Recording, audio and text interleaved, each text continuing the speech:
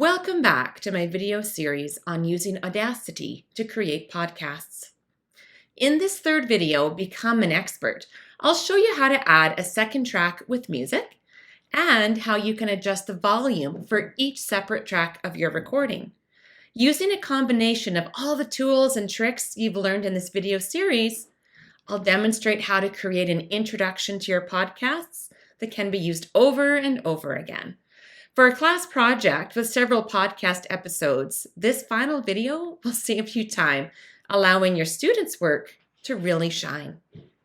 Just like I demonstrated with the spoken recording, you can customize a music track using any of the trim tools you've learned so far. Beyond the basics of recording and editing, Audacity offers even more options to tweak the sound quality, pitch, tempo, and volume of each track. You can also decrease or increase the volume of the music being played in specific areas of your podcast, resulting in quiet background music so that your vocal message is audible.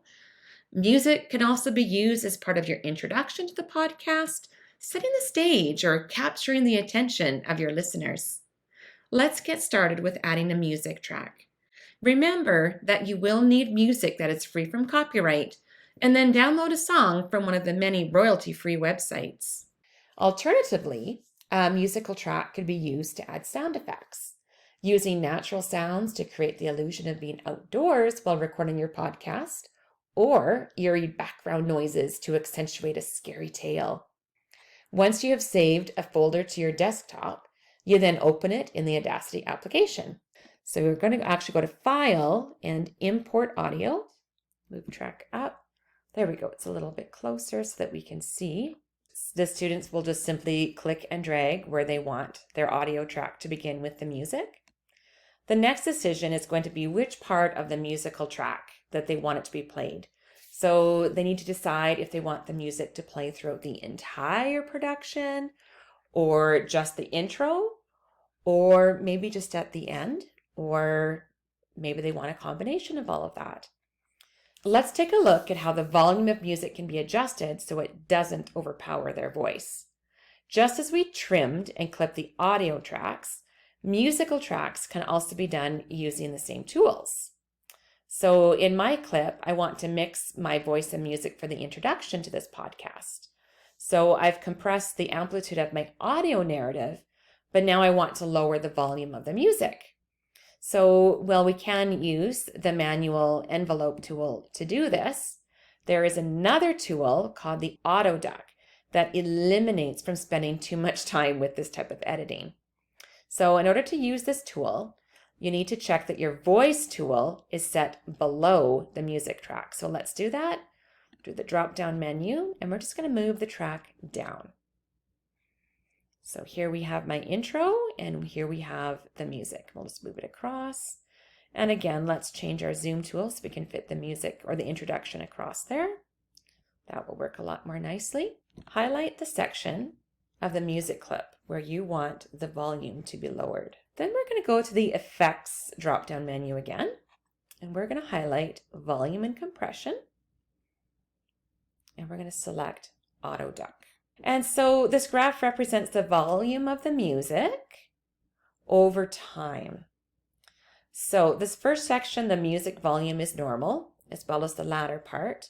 And then we have our middle section, and this is where the music is at its lowest level. And so according to this preset, it will be at minus 12 decibels.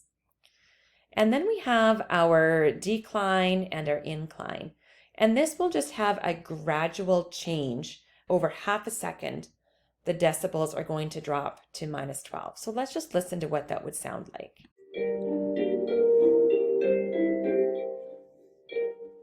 And there you can also notice too the change in the decibels. So let's apply it. Take a look at the sound waves. So you can still see we still have quite a few sound waves. Let's pull it down to minus 16 decibels. And let's also adjust the fade down. Let's change it. Now we can slide our applications here, or we can also put it down. What if we do it over 1 second? And let's take the fade up, maybe a little bit longer. And let's check out And this bottom threshold, we'll just leave it at minus 30 decibels. That looks a lot better. And let's just check our sound. Watchful of our humans. My human thinks I'm sleeping, but I'm actually keeping my body very still so that I don't miss. You can always use the undo tool to go back and reset the auto duck as needed. It's a great little tool if you want to have some music playing throughout the entire background of your podcast without being distracting to the listener. Now, the next tool is actually two separate but similar tools.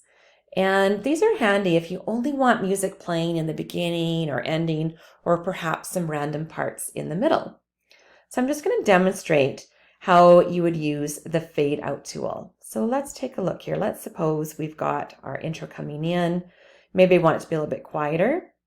So I'm going to select our fade in tool as we come into this selection. Fade in.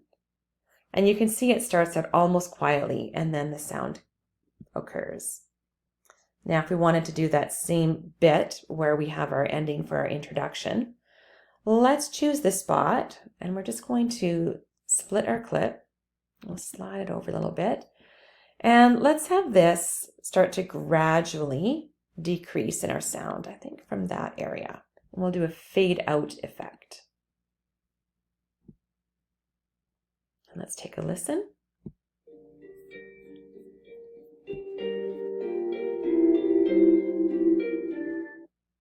So just like the auto duck tool, we selected a portion of the music track that you wanted to fade slowly over time. And again, to make adjustments, you just need to use undo, follow the selection process again.